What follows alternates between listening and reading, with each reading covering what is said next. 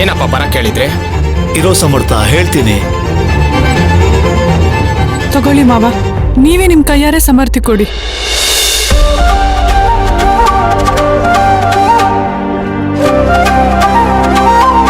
ತಗೊಳ್ಳಿ ಮಾವ.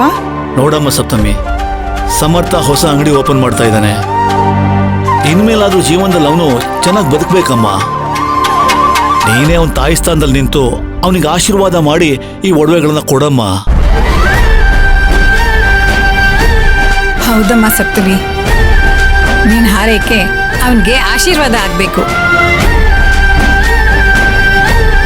ಅವನು ಜೀವನದಲ್ಲಿ ಮುಂದೆ ಬಂದು ತನ್ನ ಕಾಲ್ ಮೇಲೆ ತಾನು ನಿಂತ್ಕೋಬೇಕು.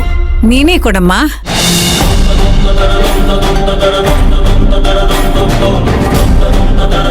ಅಯ್ಯೋ, ಈ ಶ್ರೀಮಂತ ಬೇಗ ಬಂದಿದ್ರೆ ಎಮೋಷನಲ್ ಸೀನ್ ಹೋಗಿ ಟ್ರಾಜಡಿ ಸೀನ್ ಆಗಿರೋದಲ್ಲಪ್ಪ. ಬೇಗ ಬಾ ಅಂತ ಅಷ್ಟು ಹೇಳಿದೀನಿ, ಇನ್ನು ಅದೆಲ್ಲಿ ಬಿದ್ದು ಸಾಯ್ತಾ ಇದ್ದಾನೋ ಹಾಳಾದವನು.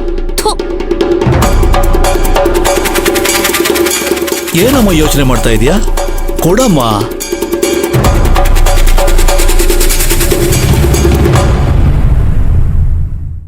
ಕೊಡಮ್ಮ ಸಪ್ತಮಿ. ಸಮರ್ಥ, ಇದು ನಿನ್ ತಾಯಿ ಒಡವೆ. ಮೆಕ್ಯಾನಿಕ್ ಶಾಪ್ ಓಪನ್ ಮಾಡಿ 10 ಜನಕ್ಕೆ ನೀನೇ ಕೆಲಸ ಕೊಡೋ ತರ ಆಗ್ಲಿ.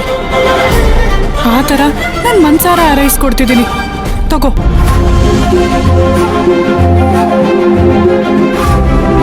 ಇನ್ ಮುಂದೆ ನಿನಗೆಲ್ಲದೂ ಒಳ್ಳೇದಾಗ್ಲಿ. ತಗೋ ಸಮರ್ಥ.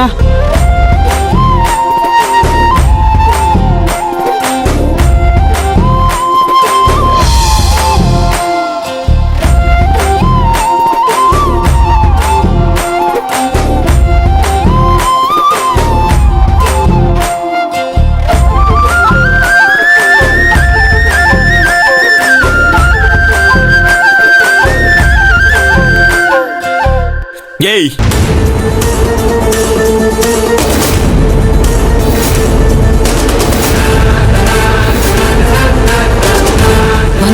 ಬಂದ ದೂರ್ವಾಸ್ ಮನೆ ಬಂದ.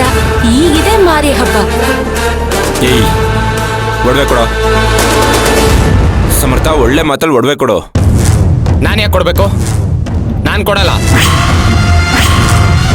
ನಾನು ಯಾಕೆ ಕೊಡ್ಬೇಕು ಅಂತೀನಿ?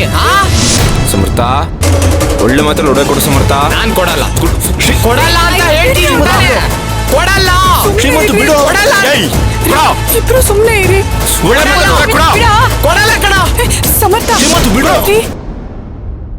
ಅಣ್ಣ, ಮರ್ಯಾದೆಯಿಂದ ಹೇಳ್ತಾ ಇದ್ದೀನಿ, ಅಮ್ಮನ ಒಡವೆನ ಕೊಡು. ಅಪ್ಪ, ಈ ಮನೇಲಿ ನಿಮಗೆ ಯಾವುದೇ ಸಹಾಯ ಮಾಡ್ಬೇಡಿ ಅಂತ ಹೇಳಿದೆ ತಾನೆ? ಆದ್ರೂ ನನಗೆ ಗೊತ್ತಿಲ್ದಂಗೆ ನೀವು ಒಡವೆ ಕೊಡ್ತಾ ಇದ್ದೀರಾ. ಎಲ್ರು ನನ್ನ ಏನ್ ಅನ್ಕೊಂಡಿದ್ದೀರಾ?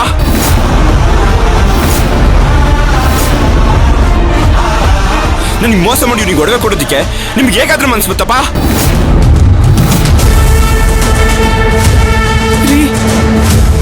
ನೀವ್ ಮಾವಂಗೇನೋ ಹೇಳ್ಬೇಡಿ. ಇಲ್ಲಿ ಮಾವನ್ ತಪ್ಪು ಏನೂ ಇಲ್ಲ. ಒಡವೆ ಕೊಡಕ್ ಹೇಳಿದ್ದೆ ನಾನು. ಸುಳ್ಳು ಹೇಳ್ಬೇಡಿ ಸಪ್ತಮಿ. ನೀವು ನನಗೆಲ್ಲ ವಿಷಯ ಗೊತ್ತು. ಇಂಥ ಛತ್ರಿ ಕೆಲಸ ಮಾಡೋದಲ್ಲ ನಮ್ಮ ಅಪ್ಪನೇ.